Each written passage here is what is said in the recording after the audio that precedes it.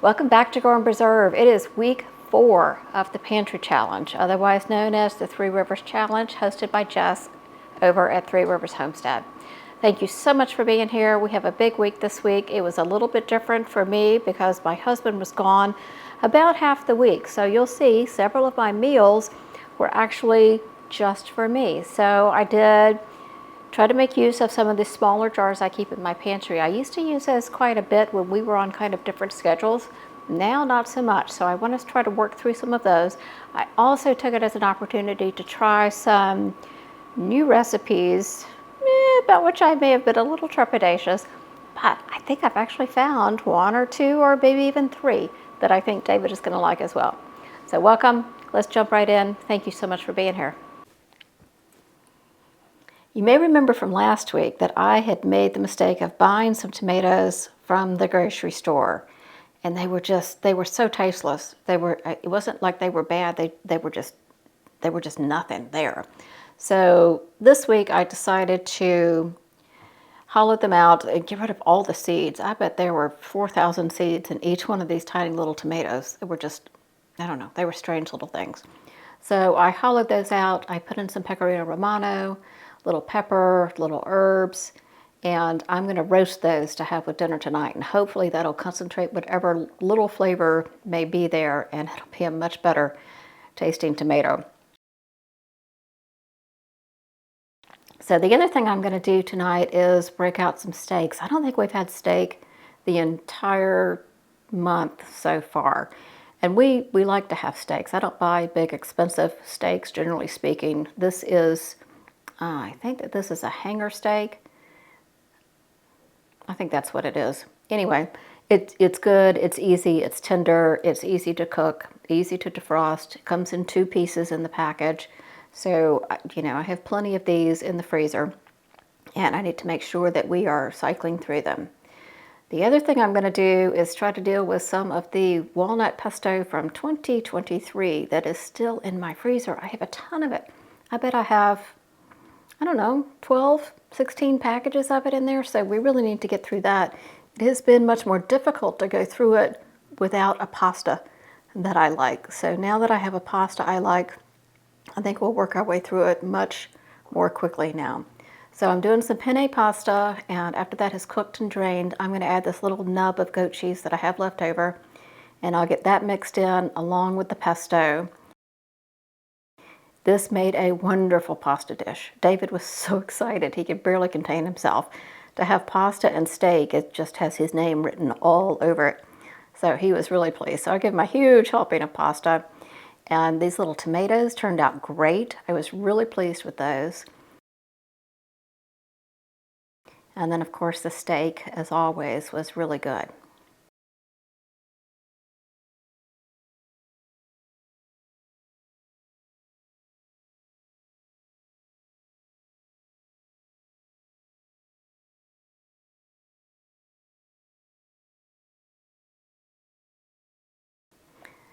So the next thing coming up is something that I've seen all over the internet lately. And it's one of those things that I love and never thought I could do a keto version of. Well, as I mentioned before, I have all these keto baking items in my pantry, and I want to make sure I'm cycling through them, not to get rid of them, but to make sure that everything stays fresh. So a while back I made Victoria's keto flour. I'll put a link to her channel down below. I don't even remember what's in it at this point, but anyway, it is keto flour. So I thought, well, you know, everybody is making Dutch babies. I'm just going to give it a shot. So I did. So I used eggs, and I think I did 2/3 of a cup of the flour, 2/3 of a cup of milk, used some allulose, used some vanilla, blended that up, put it into a dish full of melted butter, threw it in the oven, 375, I think, for 20 minutes, and by golly, if a Dutch baby did not come out of there. I couldn't believe it. When I was a kid growing up in Atlanta, we had a place called the Original Pancake House. And they had this massive, beautiful Dutch baby, and then it was one of my absolute favorites. And they put lemon all over theirs, and oh my goodness, it was so good. So the Original Pancake House, I don't know whether it's just in Atlanta or not. I think they used to have 2 locations in Atlanta. It's not IHOP. It's not connected to IHOP at all. But it was such a treat when I was a kid. But we could only go when the weather was really nice, because you generally had to sit outside waiting for an hour, maybe even an hour and a half, to get a table in there. It was always packed, especially right after church. It was insane. You may as well just go do something else and come back at 2 o'clock or something, just before they closed. But it was one of my favorite memories growing up, one of my favorite places, and one of the few places I would agree to wait an hour and a half, especially outside, waiting for a table. So this was, I'm really excited to have this kind of back in my life.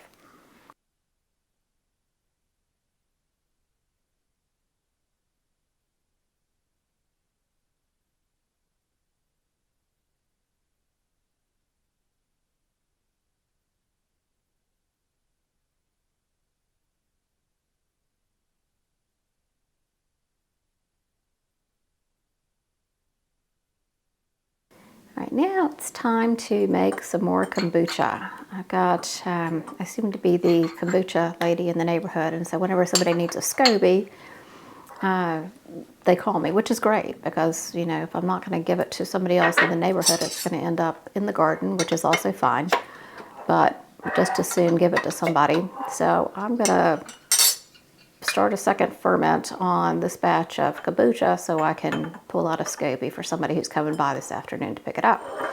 So I cut my ginger. I'm just doing 4 bottles out of this. Normally I would do 5, but I do need the extra starter liquid to give to her. So I am going to add some peach sauce to a couple and some cherry sauce to a couple. Now I have not used these in my kombucha yet, even though I keep saying I'm going to. So I thought we will see. It is still in a second ferment, so I'll have to tell you next week how it turned out. And I'm just going to add a touch to each, and I think it's going to be perfect.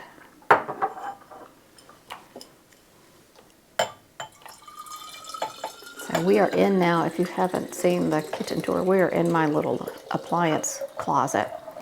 And I just love it. There's my yogurt maker, food processor, obviously. But I love it in here. So this is where I keep my kombucha. And it makes it really easy to pour out. And there's my bread maker up there for all the bread I'm not making and haven't made in years. But one day I'm convinced I'll be able to make a keto bread in there that is tasty.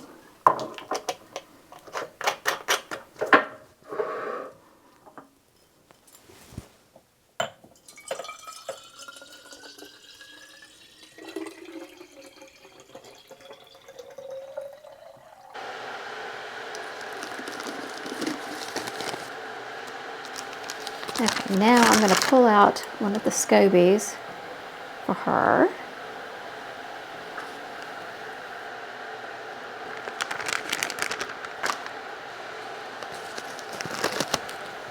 And then I'm going to add a little bit of starter liquid, which really helps to get things going if somebody's starting a brand new fresh batch of kombucha.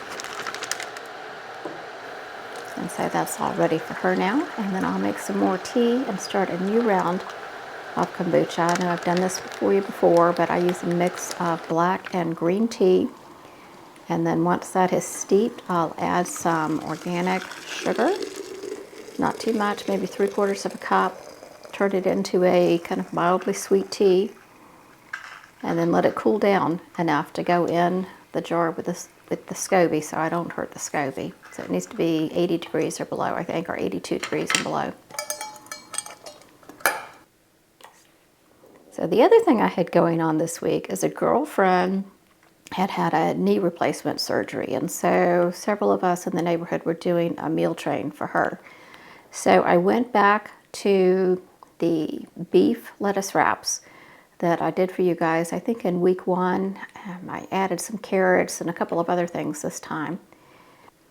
So I got a ton of different veggies chopped. I did red peppers and green onions. I did carrots this time. I did plenty of ginger. I did mushrooms just like I did last time. Ended up adding garlic. And then I had to make a slightly different sauce this time because my friend is gluten-free. So I had to make sure that I used tamari instead of soy sauce. And You know, once I made that adjustment, everything else in this dish was just fine for her. Now, because this was not for me, I added a little bit of honey to the sauce as well, which I think was terrific. And then also, again, because it's not for me, I made her some rice to go with that. And I had some little lettuce that I pulled out and turned into little lettuce cups for her, the same little baby romaine that I used for mine. And so here you'll see it all packaged up for her.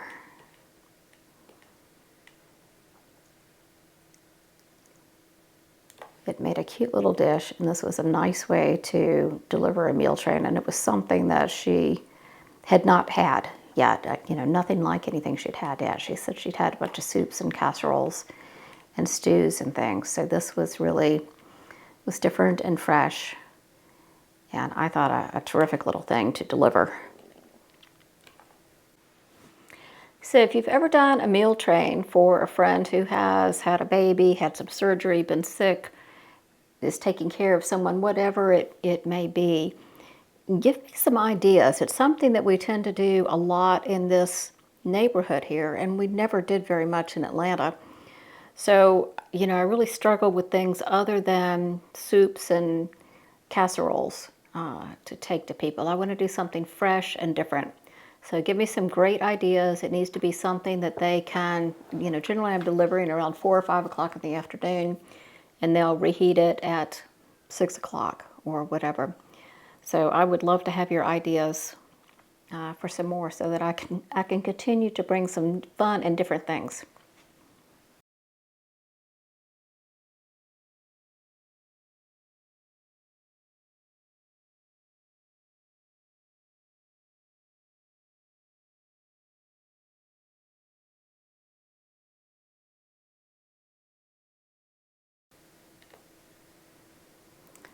So when I got home from taking that to her, we needed our own kind of Asian dinner going on.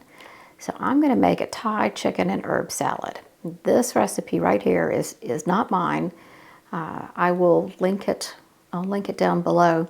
But this recipe is the reason I always keep frozen ground chicken in my freezer. Always. I absolutely love this recipe. Now I normally do it in the summer when I have all the fresh herbs growing in the garden. Of course, I don't have any of that right now. And in this, you really do want fresh, not freeze-dried herbs, and you'll see why when I get to it. But I had also picked up a shallot, so I'm going to use that as well. Lots of ginger, lots of red peppers. This is really veggie heavy, and it's a very light dish, but it's a very filling dish too, because it's what's not vegetable is protein in this dish. And so it was, oh, it's just one of my favorites. So I hope if you've seen anything on any of these episodes that you may want to try, I hope that you put this one on your list because it's really fresh and lovely. So I'm going to start by getting the shallots in the pan. I'm going to add the red peppers. And I'm going to get in the ginger. And here comes the garlic.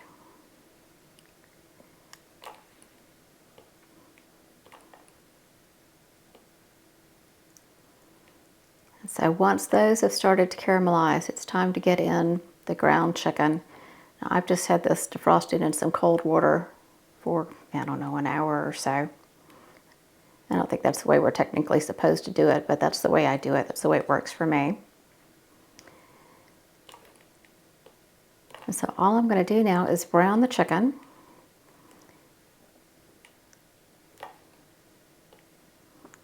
I did kind of all my usual suspects in the sauce. So I did sesame oil and coconut aminos and I think a little bit of tamari, some rice vinegar, of course a little arrowroot to thicken things up, some salt and pepper. So I add my green onions, and once the the chicken has started to brown, I can get everything mixed up and then add in that sauce and let that cook down, let the chicken finish cooking. And now here comes the best part. These are the herbs, and I do use a lot more herbs than is recommended in the recipe. I probably use, I don't know, 3 giant hands full of herbs. Maybe that's 2 cups. So I used cilantro and mint, and I had some basil too, so I used that. And you can see how many herbs it is. And this is why she calls it a salad. It is, oh, it's just fantastic. Absolutely fantastic. And this is one of those dishes that is really best, I think, room temperature. You can certainly eat it hot, you can eat it cold, but I think room temperature is really my favorite way to do this dish. So I know this looks like we have 2 tiny little bowls, but with all that protein in there, it's really very filling.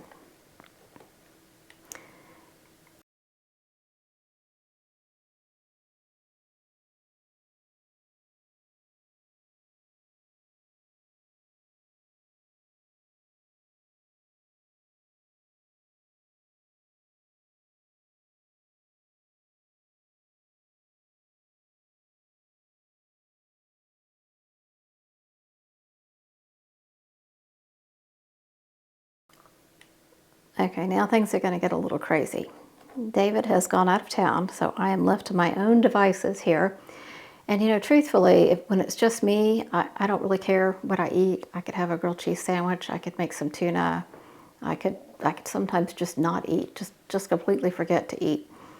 So I am going to try, because I need something to film, I'm going to try some new recipes, and I'm going to try to use up some of the smaller jars that I have. I think I mentioned that before.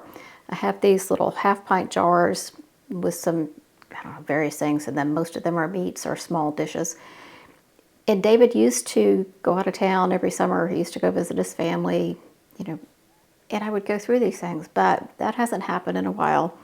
And so I really haven't gone through them. So I was looking through some cookbooks, and I found in this Paleo Soups and Stews book, Reuben chowder.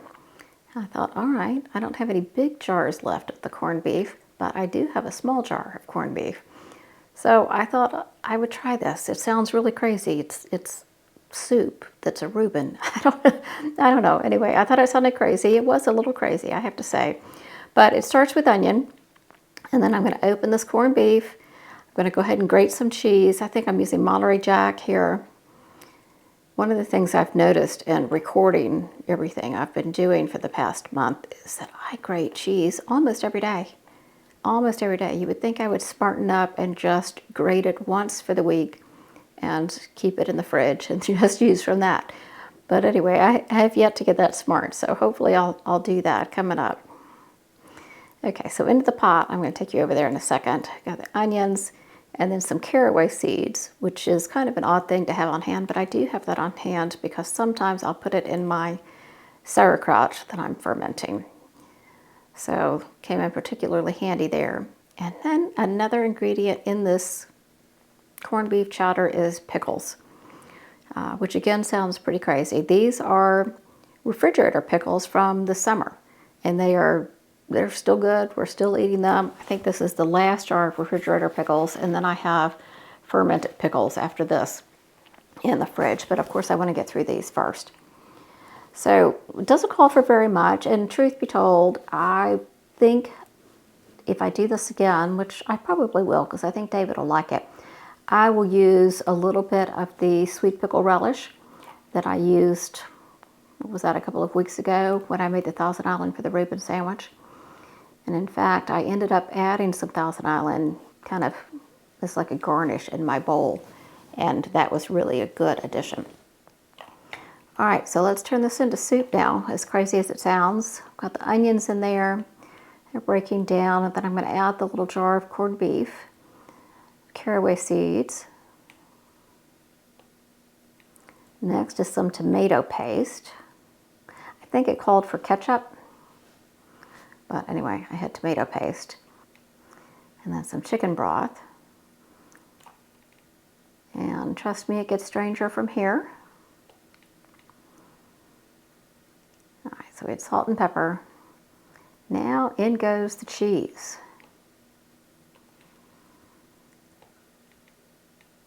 And then in goes some yogurt.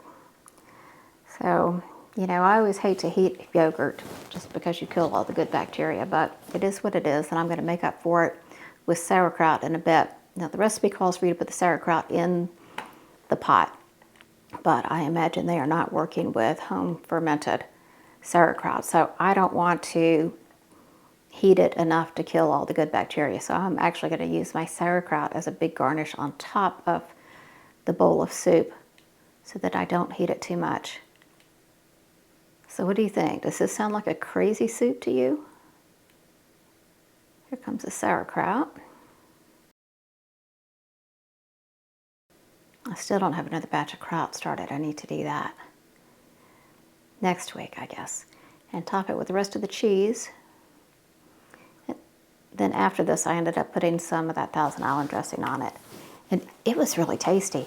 It was shockingly tasty. So if you have some corned beef and don't know what to do with it, you're sick of corned beef sandwiches or you don't have any bread, this was a good use of it. I will say though that leftovers, because I had the rest of the soup the next day, and it wasn't, well, it probably could have been as good, but I just put it in the microwave and the cheese didn't fully melt. So I had globs of cheese kind of in the soup. But it was a little odd as leftovers, but it worked great the first night and the flavor was still good the second night. All right, now things are going to get a little stranger on you if that wasn't strange enough. I have some small jars of canned chicken breast as well. You can see this one is from 2022. So I'm going to go ahead and get this used up. And I am making a crazy keto recipe. I don't normally go in for these really bizarre keto recipes. That's just kind of, I don't know, it's not my thing. But I do happen to have everything that needs to go in here. So I'm going to do it, including the little waffle maker. So this is called a chicken Caesar chaffle, I think. And apparently it was originally a TikTok viral something or other. And one of the keto channels I watched picked it up and turned it keto. Maybe it was, I don't know. Maybe it was keto to begin with. I'm not really sure. But anyway, you're supposed to eat these waffles, these chicken waffles here that you're going to watch me make. They're supposed to be the bread on a sandwich of Caesar salad. So I know that sounds really strange, and it frankly looks a little strange. And it certainly looks like it would be very messy, so it's not actually how I ate mine. However, it's not a bad idea if you can find a way to do it kind of gracefully. So I'm going to mix the eggs up with the chicken, a little salt and pepper, and then a whole bunch of Pecorino Romano cheese or Parmesan, whatever it is that you use. And I add a little bit of mayo because this was not holding together. And I wanted to make sure that I had enough oil in there to keep it from sticking and to get crispy, because what you want is crispy with all of this. So here's this crazy concoction. I'm going to put it in the waffle maker and we're going to see what happens. See, this is why I do these kind of things when David isn't home, because if I produce something inedible, he's still hungry, whereas I've kind of exhausted my hunger by tasting something inedible, right? So anyway, this thing steams itself along. Batch ended up making 3 of these waffles. And I thought, okay, well, you know, that's 1 jar of the chicken, so that ought to be fine. I could eat 1 jar of chicken if I make it into chicken salad. So I made a little salad on the side. I didn't have a Caesar dressing. Didn't feel like making a Caesar dressing just for myself. But it was a delicious little salad with an Italian vinaigrette on it. So I thought, okay, let's see how this goes. It looked pretty, and they were crispy, and they smelled good. I'm going to break one open for you so you can see the inside. So that's chicken and cheese and egg in there. And while the flavor was good and the crisp was good, my goodness, these things were heavy. I ended up eating 1 of these with my salad, saved the other 2 in the freezer for David to try. But I do think that when I took a bite that also included a bite of salad in it, it was really good. The salad really lightened it up, loosened it up. It was not so heavy, and it kind of tasted like a chicken crouton. And so that was really good. But to try to eat a bite of this chicken waffle thing by itself, was less than ideal. So, all right, so let's go on to the next one now. I'm still working through these kind of single person jars here. So I'm grating some more cheese, and I pulled out a jar of Italian beef. Now, I made this back in 2023, and I made it, there was something else I made in the same video. I can't remember now.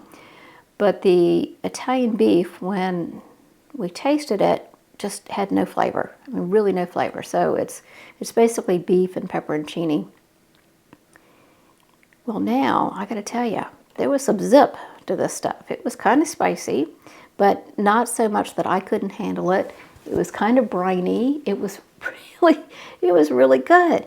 So if you have some Italian beef that's been sitting on your shelf for a while, you might give it another shot, because I really liked it this time. So I put that grated cheese on top, and then I just did a piece of toast, just a piece of toast in the air fryer. I'm going to serve it open-faced on this piece of toast. And that worked out great for me. So, you know, I eat so much simpler when I'm not cooking for David. I love to cook, and I love to see beautiful food and plates, but basically if I'm not doing it for someone else, it's just, food becomes much more utilitarian. So I don't know what that says about me, but you know, there you have it.